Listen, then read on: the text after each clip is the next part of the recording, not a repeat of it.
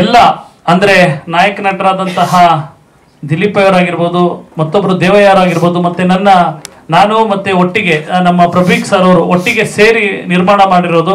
ಹಾಗಾಗಿ ನಮ್ಮ ಪಾರ್ಟ್ನರ್ ಆದಂತಹ ಪ್ರಭೀಕ್ ಸರ್ ಅವ್ರಿಗಾಗಿರ್ಬೋದು, ನಮ್ಮ ಹೆಮ್ಮೆಯ ನಿರ್ದೇಶಕರಾದಂತಹ ವೇದ್ ಅವ್ರಿಗಾಗಿರ್ಬೋದು, ಹಾಗೆ ಮ್ಯೂಸಿಕ್ ಡೈರೆಕ್ಟರ್ ಆದಂತಹ ನಮ್ಮ ಮ್ಯಾಡಿ ಅವ್ರಿಗಾಗಿರ್ಬೋದು, DOP ಆದಂತಹ ನಮ್ಮ ರಾಕೇಶ್ ಸರ್ ಅವ್ರಿಗಾಗಿರ್ಬೋದು, ನಮ್ಮ ಆರಾಧ್ಯ ಸರ್ ಅವ್ರಿಗಾಗಿರ್ಬೋದು, ಹಾಗೆ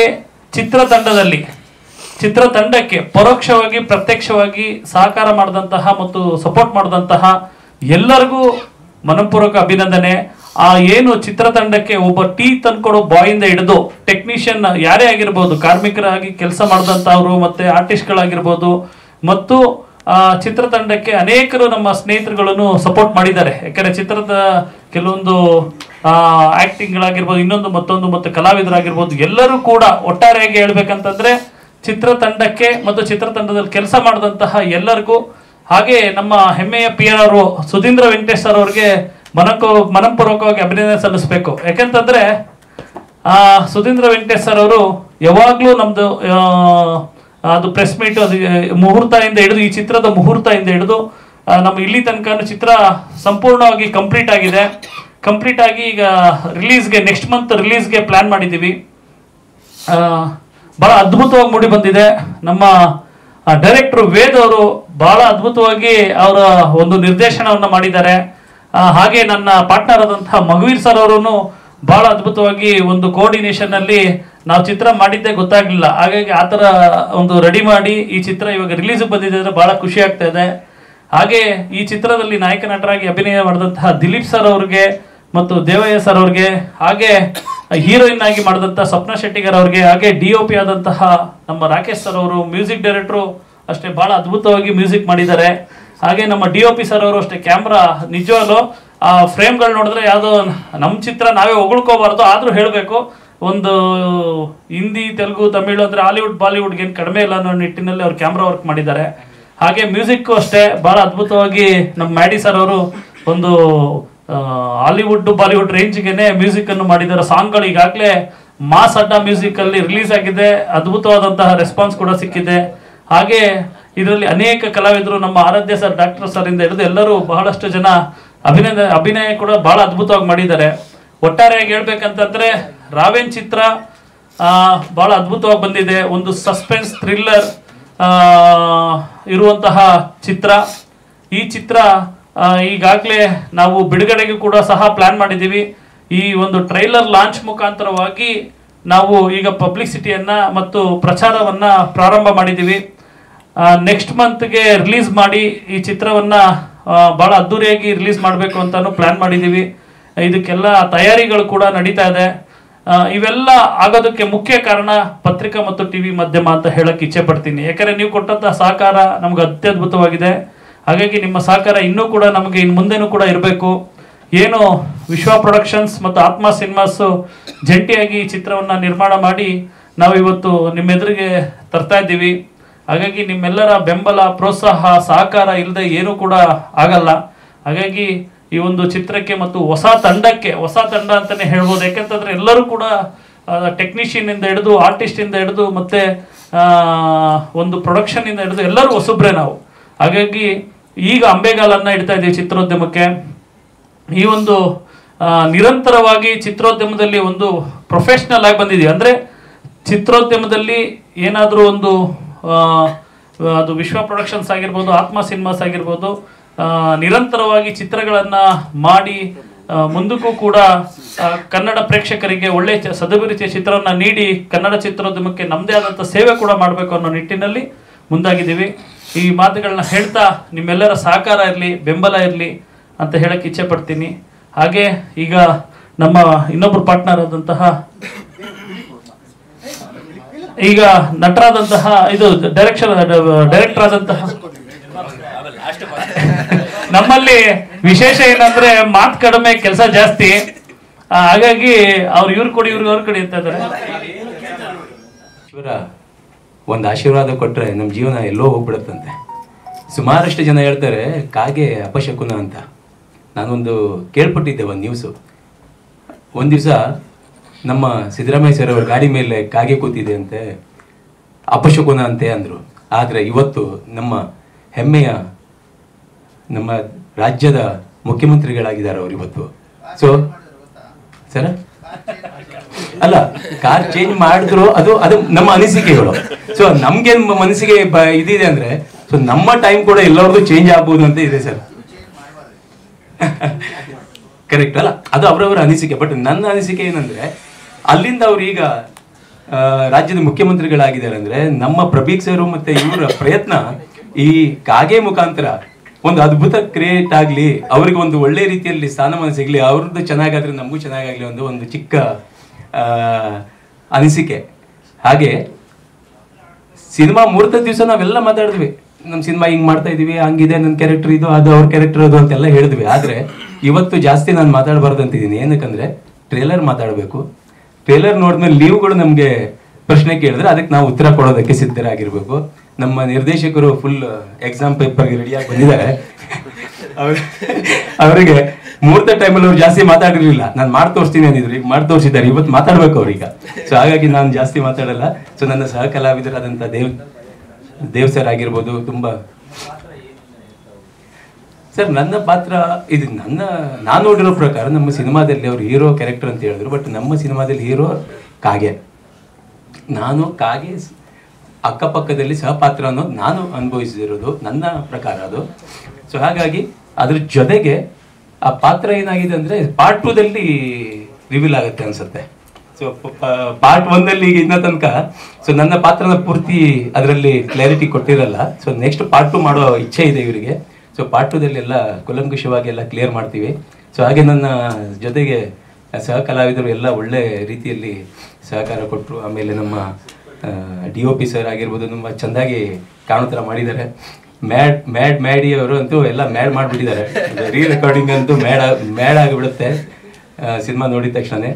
ಸೊ ಹಾಗಾಗಿ ಪ್ರಭೀಕ್ ಅವರಾಗಿರ್ಬೋದು, ಒಂದು ಅದ್ಭುತ ಪ್ರಯತ್ನ. ಪ್ರಭೀಕ್ ಅವರು ಯಶಸ್ಸಿಗಾಗಿ ಕಾಯ್ತಿದ್ದಾರೆ, ನಾವು ಯಶಸ್ಸಿಗೋಸ್ಕರ ಕಾಯ್ತಿದ್ವಿ. ತಮ್ಮೆಲ್ಲರ ಆಶೀರ್ವಾದ ಇರಲಿ. ನಮ್ಮ ಪ್ರಯತ್ನ ಒಂದು ಚಿಕ್ಕದಾಗಿ ಮಾಡಿದ್ದೀವಿ.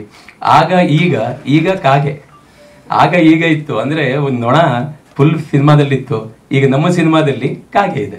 ಸೊ ಹಾಗಾಗಿ ಕಾಗೆ ಪಾತ್ರ ಏನು, ನನ್ನ ಪಾತ್ರ ಏನು ಎಲ್ಲವೂ ಆಮೇಲೆ ಗೊತ್ತಾಗುತ್ತೆ ಸರ್. ತಮ್ಮ ಆಶೀರ್ವಾದ ಇರಲಿ. ನಮಸ್ಕಾರ. ಆ್ಯಕ್ಚುಲಿ ಒಂದು ರೀತಿಯಲ್ಲಿ ಹೌದು, ಕಾಗೆನೇ ನಮ್ಮದು ಮೇಯ್ನ್ ಯೂನಿಕ್ನೆಸ್. ಪ್ರತಿಯೊಂದು ಚಿತ್ರದಲ್ಲಿ ಒಂದು ಯೂನಿಕ್ನೆಸ್ ಇರುತ್ತಂತಲ್ಲ, ಅದೇ ಥರ ಈ ಚಿತ್ರದಲ್ಲಿ ಒಂದು ಕಥೆಯಲ್ಲಿ ಒಂದು ಯೂನಿಕ್ನೆಸ್ ತರೋದು ಅಂದರೆ ಅದು ಕಾಗೆ. ಬಟ್ ಅದೆಲ್ಲೂ ರಿವೀಲ್ ಆಗಲ್ಲ. ಆಮೇಲೆ ಈಗ ಜಾಸ್ತಿ ನಾನು ಸಿನಿಮಾ ಬಗ್ಗೆ ಏನು ಮಾತಾಡ್ಬೇಕಂತ ಗೊತ್ತಿಲ್ಲ. ಈಗ ಎಲ್ಲಿ ಏನೇನೋ ರಿವೀಲ್ ಮಾಡ್ಬಿಡ್ತೀನಿ ಅನ್ನೋ ಇದರಲ್ಲಿ ನಾನು ಸಿನಿಮಾ ಬಗ್ಗೆ ಜಾಸ್ತಿ ಮಾತಾಡಲ್ಲ. ಆದರೆ ನಾನು ಈಗ ಸೈಕಾಲಜಿಕಲ್ ಥ್ರಿಲ್ಲರ್ ಅನ್ಬೇಕಾ, ಇಲ್ಲ ಹಾರರ್ ಅನ್ಬೇಕಾ, ಇಲ್ಲ ಮರ್ಡರ್ ಮಿಸ್ಟ್ರಿ ಅನ್ಬೇಕಾ ಗೊತ್ತಾಗ್ತಿಲ್ಲ. ಸೊ ಇವೆಲ್ಲರದು ಒಂದು ಬ್ಲೆಂಡ್ ಇದೆ ನಮ್ಮ ಸಿನಿಮಾದಲ್ಲಿ. ನಮಗೆಲ್ಲರಿಗೂ ಸಿನಿಮಾ ತೋರಿಸಿದ್ರು ಅವರು. ಸಿನಿಮಾ ನೋಡಿದ್ಮೇಲೆ ಸಾಕಷ್ಟು ಒಂದು ಎಕ್ಸ್ಪೆಕ್ಟೇಷನ್ ಇದೆ ಸಿನಿಮಾ ಮೇಲೆ. ಆಮೇಲೆ ಅದಕ್ಕೆ ತಕ್ಕಂಗೆ ಮ್ಯಾಡಿ ಅವರು ಒಳ್ಳೆ ಮ್ಯೂಸಿಕ್ ಕೊಟ್ಟಿದ್ದಾರೆ. ಆಮೇಲೆ ನಮ್ಮ ಡೈರೆಕ್ಟರ್ ವೇದ್ ಅವ್ರು ಎಡಿಟರ್ ಆಗಿರೋದ್ರಿಂದ ಆ ಎಕ್ಸ್ಪೀರಿಯನ್ಸ್ ಅವ್ರಿಗೆ ಇಲ್ಲಿ ತುಂಬಾ ಒಂದು ಅಡ್ವಾಂಟೇಜ್ ಕೊಡ್ತು ಅಂತ ಹೇಳ್ಬೋದು. ಆಮೇಲೆ ಪ್ರೊಡ್ಯೂಸರ್ಸ್ ಬಗ್ಗೆ ಹೇಳ್ಬೇಕಂದ್ರೆ ಪ್ರಭೀಕ್ ಅವರು ಮತ್ತು ವಿಶ್ವ ಅವರು ಇಬ್ಬರು ತುಂಬ ಪ್ಯಾಷನೇಟ್ ಆಗಿದ್ದಾರೆ ಸಿನಿಮಾ ಬಗ್ಗೆ. ಬನ್ನಿ, ಈಗ ಒಬ್ಬ ಆ್ಯಕ್ಟರ್ಗೆ ಒಬ್ಬ ಪ್ರೊಡ್ಯೂಸರ್ ಆದವರು ಎಷ್ಟು ತಿಳ್ಕೊಂಡಿದ್ದಾರೆ ಸಿನಿಮಾ ಬಗ್ಗೆ, ಆಮೇಲೆ ಅವ್ರದ್ದು ಎಷ್ಟು ಆಸಕ್ತಿ ಇದೆ, ಯಾವ ರೀತಿ ಯೋಚನೆ ಮಾಡ್ತಾರೆ ಅನ್ನೋದೆಲ್ಲ ನಮಗೆ ಒಂದು ಪ್ಲಸ್ ಪಾಯಿಂಟ್ ಆಗಿಬಿಡುತ್ತೆ. ಕೆಲವೊಂದ್ಸಲ ಏನಾಗುತ್ತೆ, ಪ್ರೊಡ್ಯೂಸರ್ ಬರೀ ದುಡ್ಡು ಹಾಕಿದ್ರೆ ಸಾಲದು, ಅವ್ರಿಗೆ ಆ ಪ್ಯಾಷನ್ ಇರಬೇಕು ಸಿನಿಮಾ ಬಗ್ಗೆ. ಸಿನಿಮಾ ಗೆಲ್ಲಬೇಕು, ಕತೆ ಹಿಂಗಿರಬೇಕು, ಅದಿರಬೇಕು ಅಂತೆಲ್ಲ ಎಲ್ಲದರಲ್ಲೂ ಇನ್ವಾಲ್ವ್ ಆದರೂ ಕೂಡ ಅಷ್ಟೇ ಒಂದು ಫ್ರೀಡಮ್ ಡೈರೆಕ್ಟರ್ ಕೊಡ್ತಾರಲ್ಲ, ಅದನ್ನು ನಾವೆಲ್ಲರೂ ಎಕ್ಸ್ಪೆಕ್ಟ್ ಮಾಡ್ತೀವಿ. ಸೊ ಹಾಗಾಗಿ ಎಲ್ಲರ ಒಂದು ಸಪೋರ್ಟಿಂದ ಸಿನಿಮಾ ಒಂದು ಒಳ್ಳೆ ರೀತಿಯಲ್ಲಿ ಸಿನಿಮಾ ಚೆನ್ನಾಗಿ ಬಂದಿದೆ. ಸೊ ಇದು ಅಷ್ಟೇ ಒಂದು ಎಕ್ಸ್ಪೆಕ್ಟೇಷನ್ ಇದೆ ಸಿನಿಮಾ ಬಗ್ಗೆ. ನೋಡೋಣ. Thank you. ಆನ್ ಸೆಟ್ ಹಾಗೆ ಪ್ರಭೀಕ್ ಸರ್ ಮತ್ತು ವಿಶ್ವನಾಥ್ ಸರು ನಮ್ಮ ಒಂದು ಏನಿತ್ತು ಟೈಮ್ ಟೇಬಲು ಅದಕ್ಕೆ ಕರೆಕ್ಟಾಗಿ ಎಲ್ಲದನ್ನೂ ಪ್ರೊವೈಡ್ ಮಾಡಿದ್ರು. ನೀವು ನೋಡ್ತೀರ ಔಟ್ಪುಟ್ ತುಂಬ ಚೆನ್ನಾಗಿ ಬಂದಿದೆ ಅನ್ಕೊತೀನಿ. ನೀವು ಹೇಳಬೇಕು. ಮುಂದಿಂದು ಮಾತಾಡ್ತಾರೆ ಮಾಡಿ sir. Thank you, keep supporting sir. ಕರೆಸ್ತೀನಿ ಅಂದರು, ಅದು ಬಿಸಿ ಸ್ಕೆಡ್ಯೂಲ್ ಇತ್ತಲ್ಲ, ದೇವ ಹೆಸರು ಹೇಳ್ದಂಗೆ ಅದು ಬರಲಿಲ್ಲ.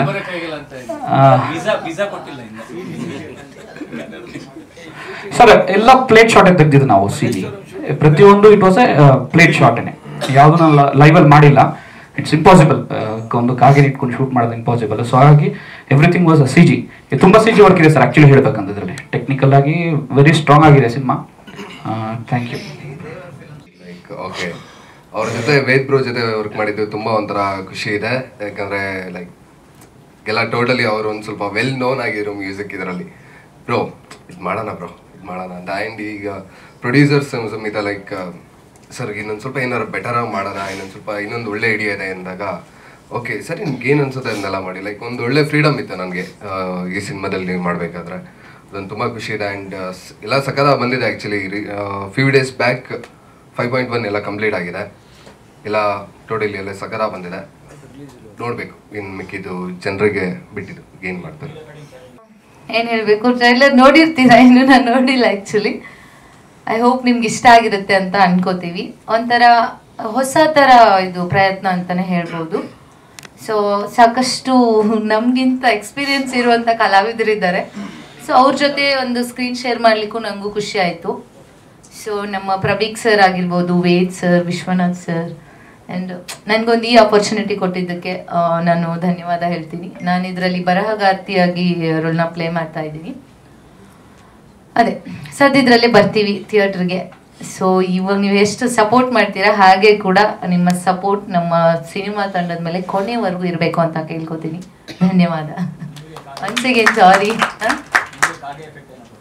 ಕಾಗೆ ಎಫೆಕ್ಟ್ ವೇದ್ ಸರ್ ಕೊಡ್ಸಿದ್ರೆ ಬಂದಿರೋದೇನೋ. ಮೇ ಬಿ ಅದಿಲ್ಲ ಆ್ಯಕ್ಚುಲಿ, ಆ ಥರ ಏನಿಲ್ಲ. ಬಟ್ ಫೈನ್, ಚೆನ್ನಾಗಿದೆ. ಇದೊಂಥರ ನೀವು ಬೇರೆ ಥರ ಒಂದು ಜಾನರಲ್ಲಿ ನೋಡುವಂಥ ಒಳ್ಳೆ ಸಿನಿಮಾ. ಸೊ ಚೆನ್ನಾಗಿದೆ.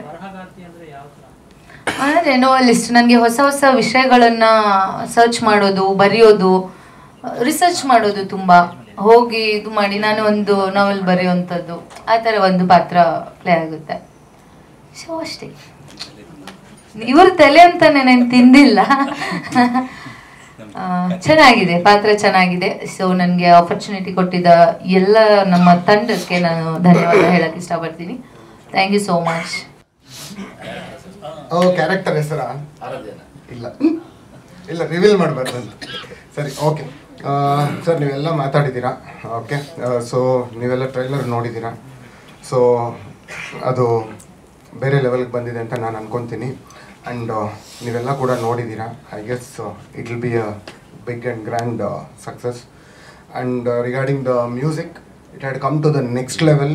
ಯಾಕಂದರೆ ಮ್ಯಾಡ್ ಡಿ, ಅವನ ಹೆಸರು ಪೂರ್ತಿ ಹೆಸರು ಮದನ್ ಅಂತ ಹೇಳಿ ಬರ್ಕೊಳ್ಳಿ. ಇವಾಗ ಮ್ಯಾಡ್ ಡಿ ಅಂತ ಓಡಾಡ್ತಾ ಇರ್ತಾನೆ, ಮದನ್ ಅಂತ ಹೇಳಿ. ನನಗೆ ಯಾಕಂದರೆ ಅವ್ನು ನನಗೆ ಚಿಕ್ಕ ಹುಡುಗ ಅಂದರೆ ನಾಟ್ ಲೈಕ್ ವೆರಿ ಕಿಡ್, ಒಂದು 6-7 ವರ್ಷ ಆಲ್ಮೋಸ್ಟ್ ಇಂದ ಗೊತ್ತು ನನಗೆ. ಅವನು 10 ಇಯರ್ಸಾ? ಓಕೆ, ಸಾರಿ. ಸೊ 10 ಇಯರ್ಸಿಂದ ಗೊತ್ತು. ಯಾಕಂದರೆ ನಾವು 2018-19 ಆ ಟೈಮಲ್ಲಿ ಒಂದು ಚಿಕ್ಕದಾಗ ಒಂದು ಶಾರ್ಟ್ ಮೂವಿ ಮಾಡ್ತಿದ್ವಿ. ಅದಕ್ಕೆ ಅಷ್ಟು ಬಡ್ಜೆಟ್ ಇಲ್ದಿರೋದಕ್ಕೆ ಯಾರಾದರೂ ಹುಡುಗರು ಏನಾದರೂ ಮ್ಯೂಸಿಕ್ ಮಾಡ್ತಾ ಇರ್ತಾರ ಅಂತ ಹುಡುಕ್ದಾಗ ಮ್ಯಾಡ್ ಸಿಕ್ತ.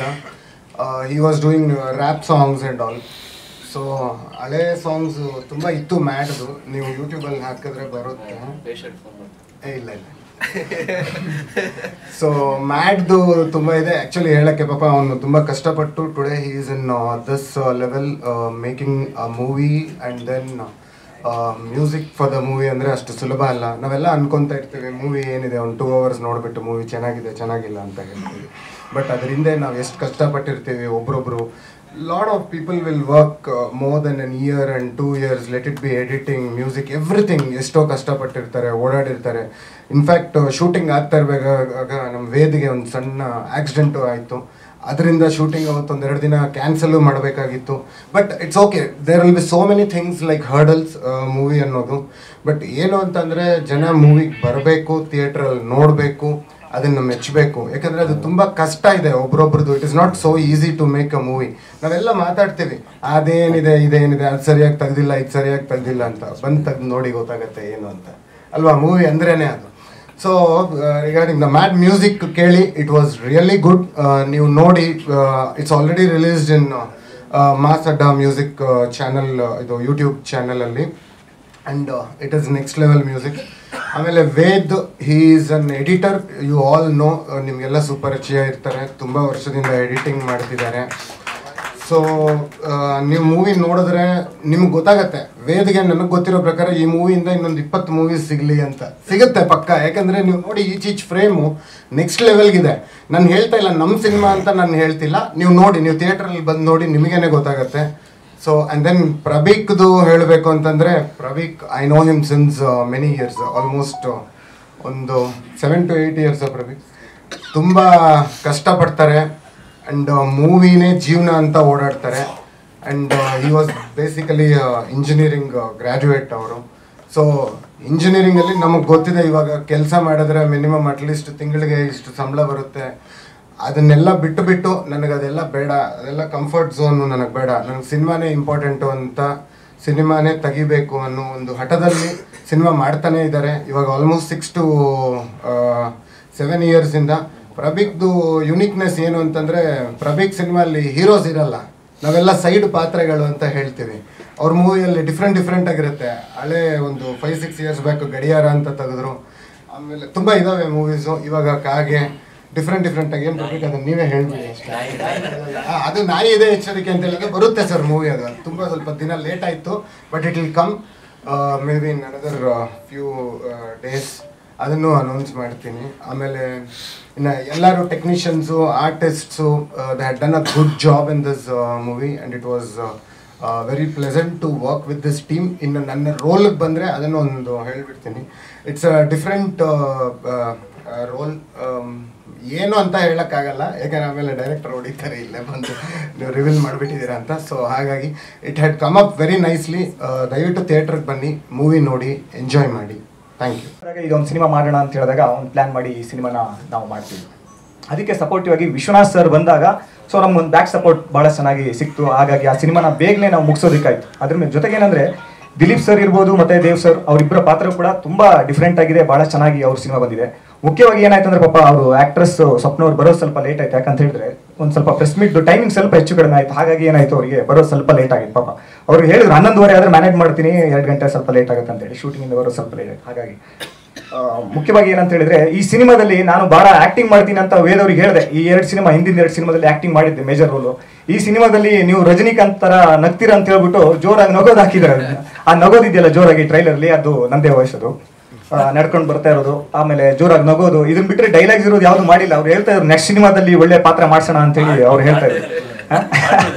ಬರೀ ನಗೋದು, ನಾನು ಅದೇ ಡಬ್ಬಿಂಗ್ ಮುಗಿಸ್ಕೊಂಡು ಅದೇ ಹೇಳ್ತಾ ಇದ್ದೆ, ಬರೀ ನಗೋದು ಮಾತ್ರ ಹಾಕಿದ್ದೀರಾ ನೀವು, ಬರೋದು ನಗೋದು ಮಾತ್ರ ಇದೆ ಸಿನಿಮಾದಲ್ಲಿ ಅಂತ.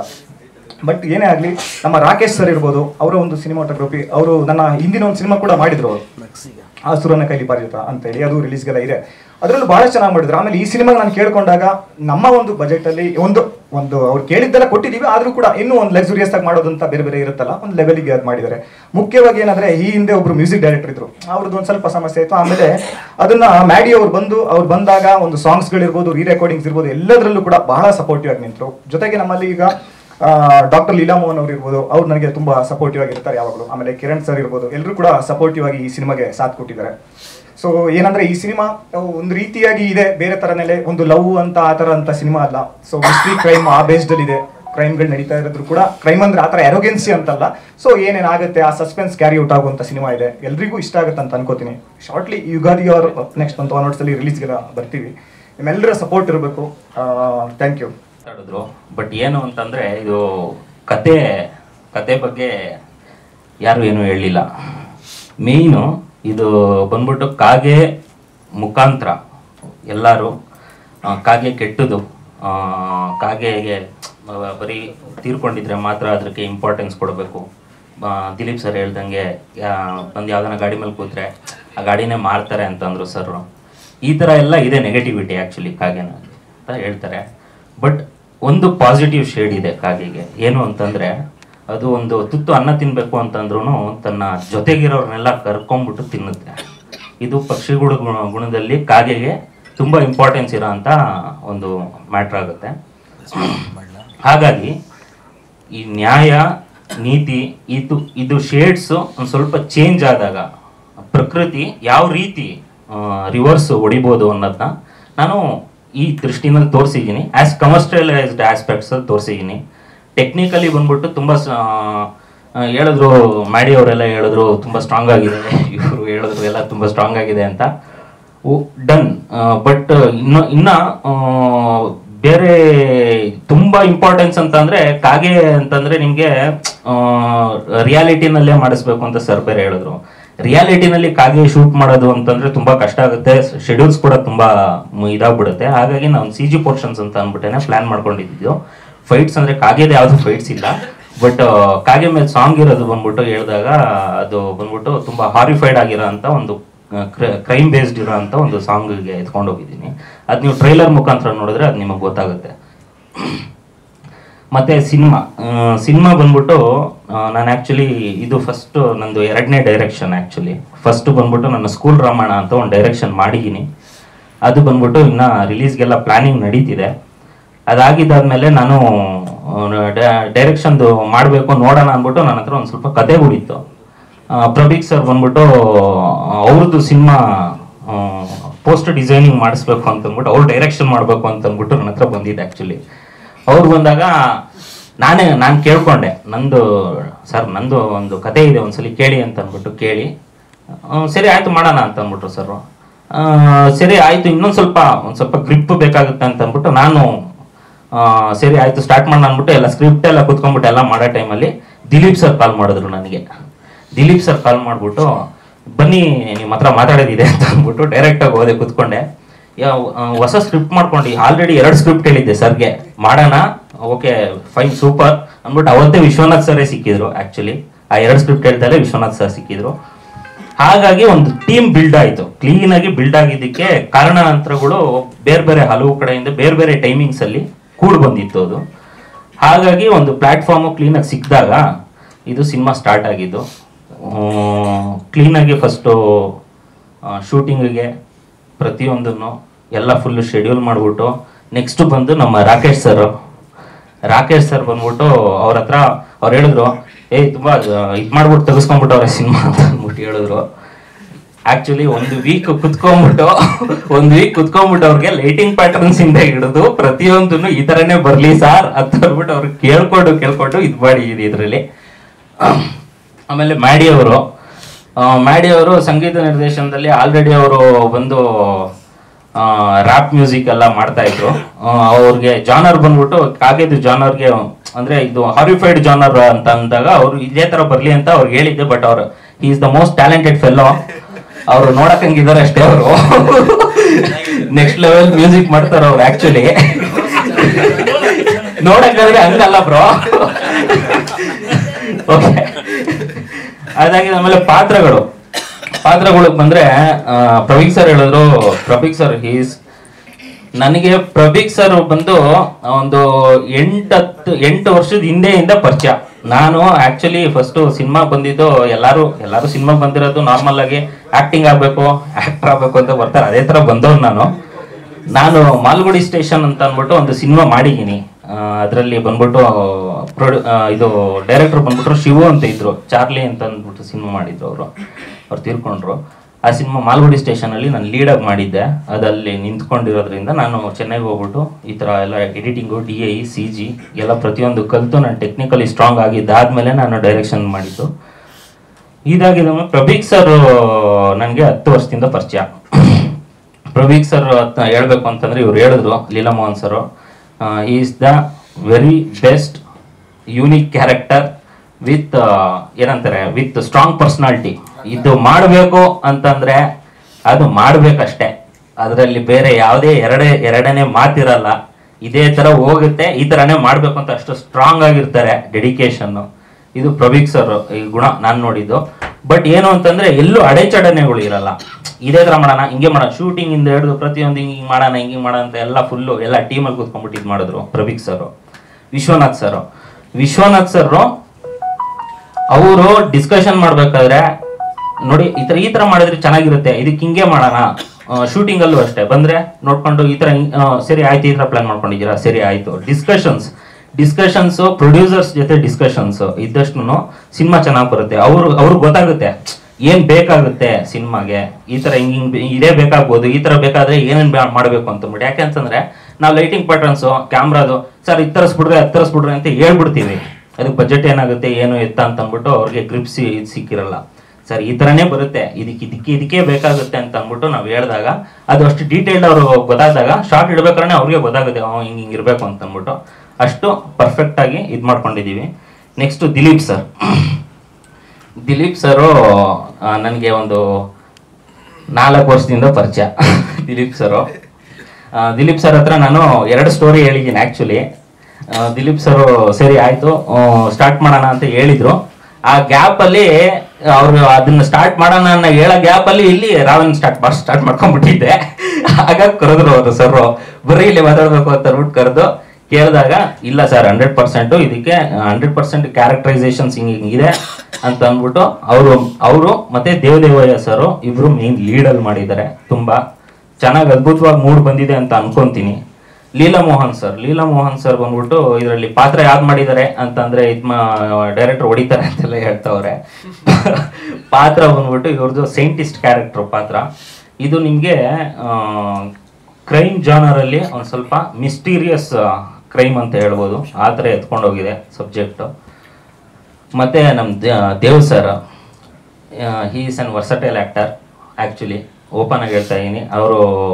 ಅವರು ಕ್ಯಾಮ್ರಾ ಆ್ಯಂಗಲ್ಸಲ್ಲಾಗಿರ್ಬೋದು ಇದರಲ್ಲಾಗಿರ್ಬೋದು ಸುಮ್ಮನೆ ಹಿಂಗೆ ಹೇಳ್ತಿದ್ದಿಂಗೇನೆ ಮಾಡ್ತಾರೆ, ಹೋಗ್ಬಿಡ್ತಾರೆ ಅಷ್ಟೇ. ಅವರು ತಿರ್ಗಾ ಎಕ್ಸ್ಟ್ರಾ ಏನು ಹೇಳೋದೇ ಬೇಕಾಗಿಲ್ಲ ಅವ್ರಿಗೆ. ಆ ಥರ ಅವ್ರ ಕಥೆನಾಗೆ ಫಸ್ಟೇ ಕೇಳ್ತಿದ್ದಿಂಗೇನೆ ಅಷ್ಟು ಪರ್ಫೆಕ್ಟಾಗಿ ಮಾಡಿ ರೆಡಿಯಾಗಿ ನಿಂತಿರ್ತಾರೆ ಕ್ಯಾರೆಕ್ಟರೈಸೇಷನ್ಸ್ಗೆ. ಕ್ಯಾರೆಕ್ಟರ್ ಕೂಡ ಅದೇ ಥರ ಮೂಡ್ ಬಂದಿದೆ, ಪೊಲೀಸ್ ಕ್ಯಾರೆಕ್ಟರ್ ಮಾಡಿದ್ದಾರೆ ಸರು. ದಿಲೀಪ್ ಸರ್ ಬಂದ್ಬಿಟ್ಟು ಮೇನ್ ಇದ್ರಲ್ಲಿ ಮಾಡಿದ್ದಾರೆ, ಲೀಡಲ್ಲಿ ಮಾಡಿದ್ದಾರೆ. ಎಲ್ಲ ಕ್ಯಾರೆಕ್ಟರೈಸೇಷನ್ಸು ಪ್ರತಿಯೊಂದೂ ಚೆನ್ನಾಗಿ ಮೂಡ್ ಬಂದಿದೆ ಅಂತ ಅಂದ್ಬಿಟ್ಟು ನಾನು ಅನ್ಕೊಂಡಿದ್ದೀನಿ. ಇನ್ನು ನೀವು ನೋಡ್ಬಿಟ್ಟು ಹೇಳಬೇಕು ಹೇಗೆ ಬಂದಿದೆ ಸಿನಿಮಾ ಅಂತ ಅಂದ್ಬಿಟ್ಟು ನನಗೆ ಅದು ಅವ್ರದ್ದು ಮೇನ್ ಕ್ಯಾರೆಕ್ಟರೈಸೇಷನ್ ಆಗಿರೋದಕ್ಕೆ ಅದು ಕಾಗೆಗೂ ಅವ್ರಿಗೂ ತುಂಬ ಲಿಂಕ್ ಇರೋದ್ರಿಂದ ಪೋಸ್ಟಲ್ಲೆಲ್ಲ ಆ ಥರ ಮೂಡ್ ಬಂದಿದೆ ನಿಮಗೆ ರಾ ಎಫೆಕ್ಟಲ್ಲಿ. ಸರ್ ಟೈಟ್ಲು ಬಂದ್ಬಿಟ್ಟು ಇಂಗ್ಲೀಷಲ್ಲಿ ರೇವನ್ ಅಂತ ಕೇಳಿರ್ತೀರ. ರೇವನ್ ಅಂದರೆ ಕಾಗೆ ಆ್ಯಕ್ಚುಲಿ. ಅದು ಗೂಗಲಲ್ಲಿ ಬಂದ್ಬಿಟ್ಟು ರಾವೆನ್ ಅಂತ ಇದೆ. ಕನ್ನಡದಲ್ಲೆಲ್ಲ ಬರಿಬೇಕಾದ್ರೆ ಗೂಗಲಲ್ಲಿ ವಿಕಿಪೀಡಿಯಾನಲ್ಲೆಲ್ಲ ರಾವೆನ್ ಅಂತಿದೆ. ಕನ್ನಡ ತಿದ್ದುಪಡಿ ಮಾಡೋದು ಬೇಡ ಅಂದ್ಬಿಟ್ಟು ನಾವು ರಾವೆನ್ ಅಂತಾನೆ ಇಟ್ಟಿದ್ದೀವಿ ಸರ್ ಟೈಟ್ಲು. ಹಾಗಾಗಿ ಕಾಗೆ ಅಂತಾನೆ ಟೈಟ್ಲ್ ಅಂದ್ರೆ ಕಾಗೆ.